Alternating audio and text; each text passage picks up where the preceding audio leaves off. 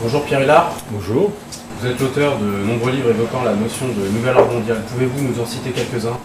Eh bien, par exemple, la réédition de mon livre, la marche irrésistible du nouvel ordre mondial, réédité, qui est sorti il y a 3 semaines, un mois, et qui m'a permis aussi, cette réédition m'a permis de rajouter à peu près une trentaine de pages en plus par rapport à la première édition, et puis surtout de rajouter un document inédit qui est une carte du Grand Israël, dont les frontières vont des rives du Nil jusqu'à l'Euphrate, et carte du Grand Israël, qui a été faite par Theodor Herzl et le rabbin Fishman.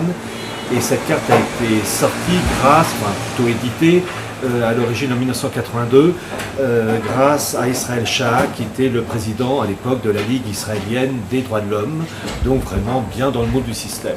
Et donc j'en ai profité pour utiliser ce document qui est dans mon livre, La marche irrésistible du nouvel ordre mondial, et qui est très d'actualité avec ce qui se passe actuellement en Syrie, etc.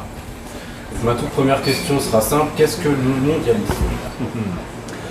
Alors, le mondialisme, c'est un mysticisme. Certains diraient une idéologie, oui, si on veut avoir une vision purement terrestre. Mais finalement, en fait, c'est un mysticisme qui consiste à réorganiser le monde en fonction de préceptes spirituels et temporels. Et dans cette affaire, je l'ai dit plusieurs fois lors de conférences, et je le redis grâce à vous, ou à cause de vous, ça tout dépend, eh bien, il y a le rôle éminent du judaïsme talmudique dans cette histoire, qui veut reformater les sociétés chrétiennes et par ricochet musulmanes et planétaires, selon les normes qui sont ce qu'on appelle le noachisme par rapport à Noé, c'est-à-dire faire en sorte que les non-juifs, les gentils, obéissent à des préceptes qui sont au nombre de 7, contre le vol, contre l'inceste, contre le polythéisme. Alors le polythéisme, dans le cas du judaïsme ou de l'islam, c'est le Dieu unique.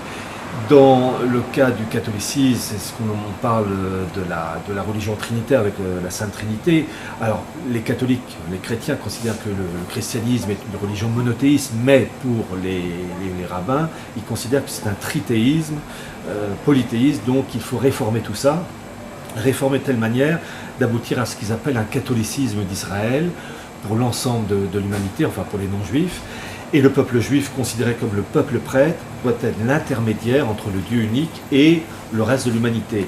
Et ainsi permettre l'arrivée, par la suite, du roi des Juifs. C'est ça. Et l'organisation matérielle doit épouser ce concept spirituel, d'où la naissance de blocs continentaux, une gouvernance mondiale, une humanité indifférenciée, mélangée, sans critères bien définis, en dehors des critères édictés par le noachisme. Voilà. Donc justement, quels sont les outils du mondialisme? Alors, les outils du mondialisme, la finance, évidemment. La finance, les fondations, les think tanks, et puis, j'allais dire, de malheureux goy qui se font avoir dans cette histoire. Alors, en priorité, les anglo-saxons, parce que même si les anglo-saxons sont dans bien des domaines, quand je dis anglo-saxons, les élites, je ne parle pas du peuple américain, comme les malheureux américains qui souffrent à Détroit qui a fait un dépôt de bilan quasiment, qui est en cessation de paiement. Bon, je parle des élites évidemment, comme les Allemands, ce sont toujours les élites qui jouent un rôle. Eh bien, ce sont des fondations, des think tanks qui sont des relais d'une pensée, et je pense parmi toute la liste est très longue, au rôle éminemment important d'un Américain qui s'appelait Clarence Streit. Il doit être d'origine allemande, ou peut-être juive allemande, parce que il s'appelait en fait Clarence Hirschman Streit. Bon, enfin, c'est à vérifier, ça j'en suis pas sûr. Et ce Clarence Streit, qui était un journaliste, qui est mort en 1986, était un journaliste au New York Times, avait bénéficié en 1920, dans ces eaux-là, de la bourse d'études Cecil Rhodes. Cecil Rhodes, c'était ce mondialiste, lui c'est le grand prince du mondialisme, qui est mort en 1902, qui avait pour objectif un État mondial, avec un socle anglo-américain. Et il avait lancé, et ça a été surtout mis en place après sa mort, les bourses d'études Cecil Rhodes, pour recruter des personnes appelées à occuper des postes élevés dans le domaine politique, économique, journalistique, militaire, et évidemment animées d'une tournure d'esprit allant dans le bon sens pour eux. Et Clarence Streit, journaliste, bénéficiait entre guillemets de cette tournure d'esprit et avait bénéficié là aussi des bourses d'études Cecil Rhodes. Et il a écrit en 1939 un livre intitulé Union Now, littéralement maintenant l'Union, pour une gouvernance mondiale organisée selon le principe fédéral. Et il a vraiment bénéficié d'appui certains, puisqu'il a eu entre autres l'appui de Dulles, qui était le patron de la CIA, qui a été à un moment donné aussi dans les années 50 le patron du CFR, le Council on Foreign Relations, qui est vraiment le think tank américain à la pointe du mondialisme. Et il a joué un très grand rôle en particulier pour la création de l'OTAN en 1949. Alors, via un institut qui s'appelait l'Atlantic Council. Et donc, on voit tous ces gens-là. Le mondialisme, je vous dis, c'est une mystique, mais ensuite vous avez des prêtres, des évêques, des cardinaux. Je veux dire par là que vous avez une quantité énorme de personnes, plus ou moins influentes, plus ou moins importantes, mais parmi les cardinaux du mondialisme, vous avez Clarence Streit, mais on pourrait rajouter Jean Monnet, Schuman, Winston Churchill, qui est un mondialiste de très haut vol. Je rappelle une chose, vous avez le premier mondialiste, c'est dans la Bible, c'est Nemrod, avec la tour de Babel. Et pendant que je parle, et malheureusement ça ne me revient toujours pas à l'esprit, vous avez ce musicien anglais qui, dans la première moitié du XXe siècle, avait composé des morceaux de musique classiques, mais très jolis. Il y a entre autres un morceau de musique qui s'appelle Nemrod. Et quand Churchill est mort, eh bien, la garde royale britannique lui a joué ce morceau intitulé Nemrod. Et cette vidéo qui était sur Dailymotion a été supprimée. Je ne l'ai pas retrouvée. Et c'est dommage, j'aurais dû l'enregistrer. Et c'est révélateur. On rend hommage à un agent, un acteur du mondialisme qui s'appelait Winston Churchill. Mais là... Donc d'après vous, ce nouvel ordre mondial, ça serait une sorte de monde comme les USA, c'est-à-dire avec plusieurs sous-nations fédérales. Une seule nation globale avec des sous-nations. Voilà. Avec une hiérarchie, je pense qu'entre les îles Fidji et puis le Japon, ça ne sera pas pareil, il y aura une hiérarchie.